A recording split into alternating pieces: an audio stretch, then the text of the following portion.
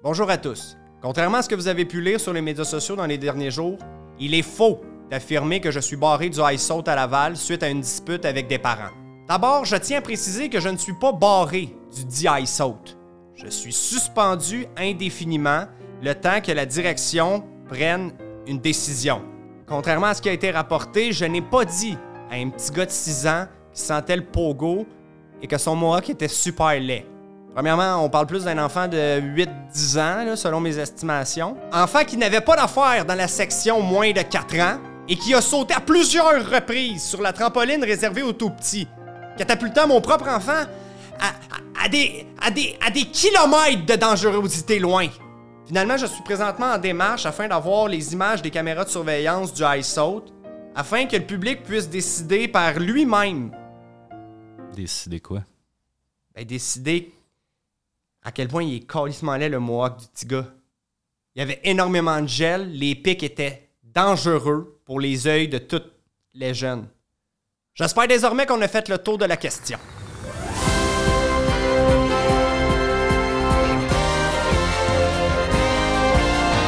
Et sur une note plus positive, on a un gros commanditaire pour notre podcast cette semaine. On est choyés de les avoir. Vous les connaissez parce qu'ils commanditent déjà une grande partie des podcasts au Québec. Donc, de rentrer dans la cour des grands, pour nous, c'est une belle étape de franchie. Alors, il s'agit de...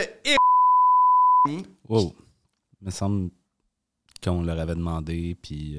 Oui, il y a eu un échange de courriel, puis Puis ils ont répondu quoi? C'est que c'était férié. J'ai envoyé, une seconde après, il répondait. Là, c'est parce que si le contrat n'est pas signé, là, je vais être obligé d'aller jouer dans le montage, tout flouté puis bipé, là, puis ça me tente pas. C'est une question d'ici la diffusion, on va l'avoir signé le contrat, puis on va être bien correct. Là. C'est un beau montant, là, fait que...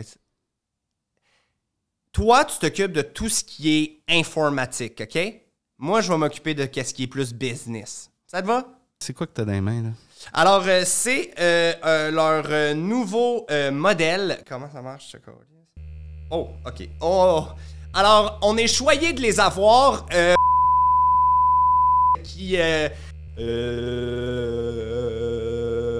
Il s'agit quand même d'un modèle imposant, là, mais qui est très apprécié par nos consommateurs. OK, là, arrête ça. Là. Arrête ça. Comment ça?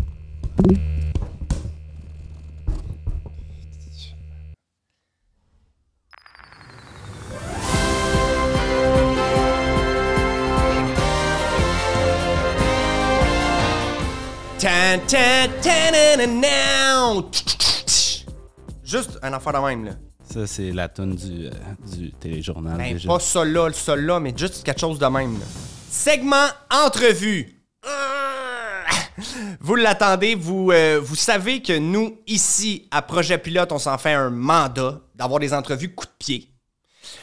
Vous savez qu'on vit dans un monde de plus en plus divisé, polarisé. Hey, nous, ici, dans notre podcast, on veut travailler à reconstruire les ponts, à retisser le tissu social, Hey man, t'es pas obligé de trouver 3 synonymes pour chaque affaire que tu dis, là. Ben là, je n'avais trouvé un, c'est juste que tu viens de me couper la parole. Je l'ai oublié. Chris, c'est pas toi qu'il faut qu'il fasse 15 minutes tout seul devant une astite de caméra de merde. Comme je disais, ici à mon podcast, on veut faire la différence. On essaye du mieux qu'on peut de comprendre le monde qui nous entoure parce qu'on vit dans un monde de malades. Il y a la guerre, il y a toutes les injustices, il y a tellement d'affaires fuckées là, qui se passent. Là. Cette semaine, on reçoit un économiste, Antoine Hood de la chaire Raoul Dandurand, pour essayer de bien saisir ensemble l'impact qu'aura la guerre des tarifs, parce qu'on est en pleine guerre des tarifs, surtout avec les USA. Monsieur Hood de la chaire Raoul Dandurand, vous êtes là? Oui, bonjour, Monsieur Lacroix. Merci à vous d'être présent, Monsieur Hood de la chaire Raoul Dandurand. D'abord, première question hors sujet. Certes, seulement par curiosité personnelle, je me permets de vous la poser. D'où provient ce très long nom de famille? Est-ce que c'est de la royauté française? Je pense qu'il y a confusion ici. De la chaire Raoul Dandurand, ça fait pas partie de mon nom de famille. C'est la chaire de recherche pour laquelle je travaille. Mm-hmm. OK. Rentrons dans le vif du sujet. Pour les gens à la maison qui sont pas férus d'économie, des tarifs, là, c'est quoi? En gros, un importateur de produits, donc si vous êtes une entreprise qui importe de la Chine ou des États-Unis ou de l'Europe, il se peut fort bien que vous ayez un tarif à payer lorsque le produit rentre au pays. Ces tarifs-là sont payés par l'importateur à son propre gouvernement. Donc, c'est une taxe. Ah ouais, OK. Puis, disons, pour les gens comme moi à la maison qui ont des jeunes enfants à la maison, là, comment on pourrait leur expliquer ça un petit peu en vulgarisant ou peut-être plus plus simplement, disons? Écoutez, je sais pas, moi, on pourrait donner l'exemple, il y a un enfant qui veut s'acheter des bonbons. Il y a deux options. Il y a un dépanneur juste au coin de la rue. Il y en a un autre beaucoup plus loin. Et si on veut acheter les bonbons de ce dépanneur-là, beaucoup plus loin, il va falloir payer un peu plus cher pour les bonbons.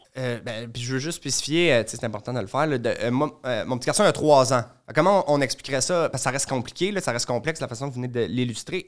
Un enfant de 3 ans, comment on pourrait lui expliquer ça? Bon, écoutez, M. Lacroix, je pense qu'à 3 ans, les enfants n'ont pas nécessairement la capacité de comprendre des concepts économiques du genre. OK, mais mettons là, que je veux y expliquer dans 3 ans, là, quand il va avoir 5 ans. Rendu là, il devrait comprendre, Carlis. Expliquez-moi les tarifs que je puisse, moi, expliquer à mon gars dans 3 à 5 ans quand il va être rendu à 8 ans. Comment que c'est? C'est quoi? C'est une taxe payée par un particulier ou une entreprise à son propre gouvernement pour avoir importé un produit de l'étranger. OK. Mais si on n'a pas d'argent cash, on a juste la carte. Visiblement, je pense que vous n'avez pas fait vos devoirs, puis là, nous autres, on parle avec un charlatan, littéralement. Donc, moi, ce que je vais vous demander, c'est faites vos devoirs, puis on pourrait se parler au prochain podcast. Merci beaucoup, M. Raoul Aoud de la chaire de Raoul. Merci, M. Oud Raoul de la chaire d'Endurant. Premier du nom. Au revoir.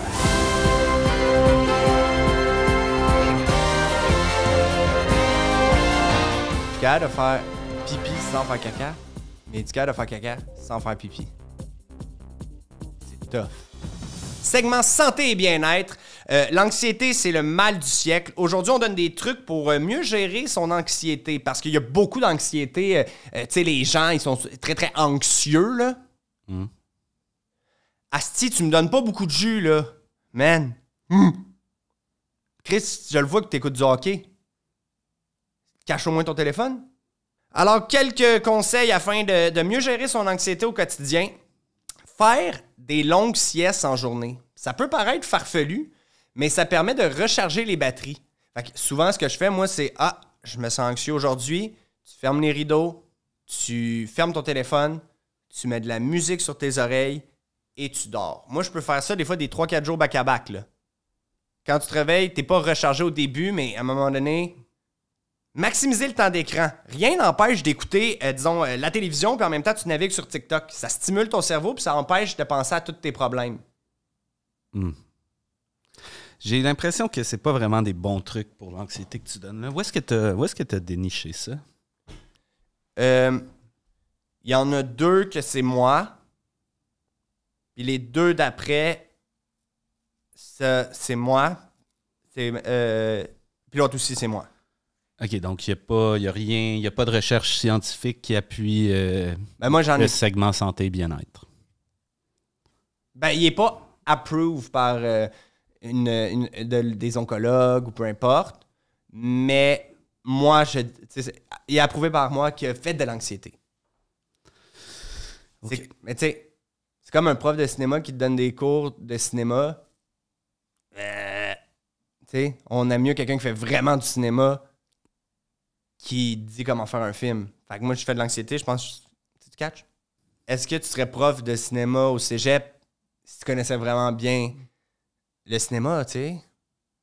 Un autre petit conseil, faire du multitasking. C'est un mot anglophone, mais qui se traduit mal. Pourquoi s'y prendre d'avance quand on peut faire plusieurs choses en même temps? Comme en ce moment, moi, je fais mes impôts 2024. J'en profite pour faire ça de 2023, 2022 et 2021. Après ça va être géré. Tu comprends? C'est des petits trucs et astuces comme ça qui peuvent simplifier ton quotidien. Parlant de simplicité, pratiquer la simplicité volontaire. Est-ce qu'on a vraiment besoin de tout cet argent-là, en général? Moi, oui. Là. D'ailleurs, Ben, oui, tu mais m'as pas envoyé. Là, on réglera pas ça là. Non, mais c'est parce que ça fait... Là, c'est le 3e épisode. Ouais. Plus les 7 que t'as pas voulu qu'on publie. Ben, c'était pas bien filmé. C'était filmé exactement comme là. Ouais, pas sûr. Bref, tu me dois quand même un... En tout cas. Ouais, ben ça, je t'ai impôts, là, dès que j'ai les réponses, ça peut permettre de mieux faire le tableau de OK, ça va où? On dirait que tu as pris une liste de trucs pour gérer l'anxiété, puis tu as juste fait le contraire. Ah, excuse. J'écoutais pas ce que tu disais. Parce que t'as aucune formation adéquate pour me parler de ça.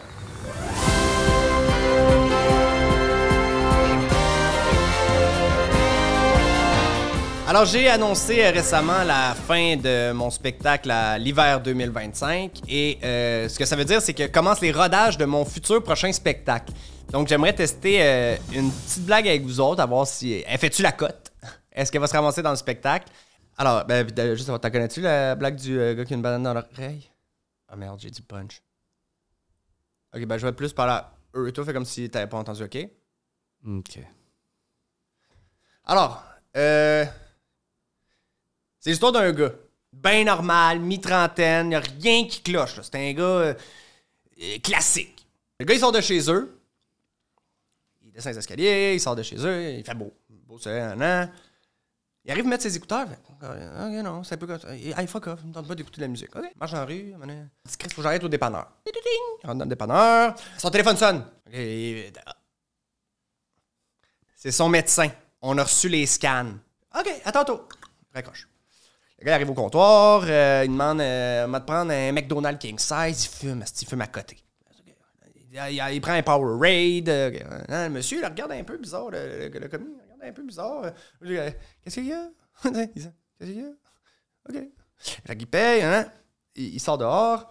Là, il passe devant une épicerie. Il fait Chris, les fruits et légumes ont l'air bons. OK, là, tu l'avais-tu déjà écrit, cette joke-là, ou tu freestyle? Non, c'est Chris. C'est dans ton prochain show. Ça passe ou ça casse, hein? J'aime ça, moi, mais qu'on comprenne l'histoire, que le public... J'ai mes spécialités, t'as tes spécialités. Fait que là, il y a le taxi. Taxi! Il rentre dans le taxi. Là, on s'en va à la clinique, c'est beau bien. OK, le gars, il conduit. Tu vois que le chauffeur, il le regarde un peu de même. Je le dis tout de suite, c'est un arabe. Fait que, le chauffeur, c'est un arabe? Non, le personnage principal. C'est important à savoir. Fait que là, il arrive à la clinique, puis le docteur le regarde, dit, on a vos résultats, il est bien nerveux, asti. Qu'est-ce qu'il y a? Dites-moi-le, docteur, dites-moi-le, qu'est-ce qu'il y a, tu sais, docteur? Il s'est scan, on a vu que votre mal de tête était dû à une banane dans l'oreille. Là, le gars, il dit, excusez-moi, dites-le plus fort. J'ai une banane dans l'oreille. T'en catches-tu? Mais je peux shorter aussi, là. Des fois, c'est juste une question de shorter la joke.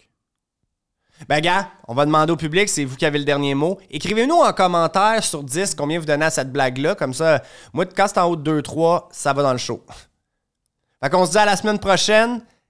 Quoi? J'entends pas. J'ai une banane dans l'oreille.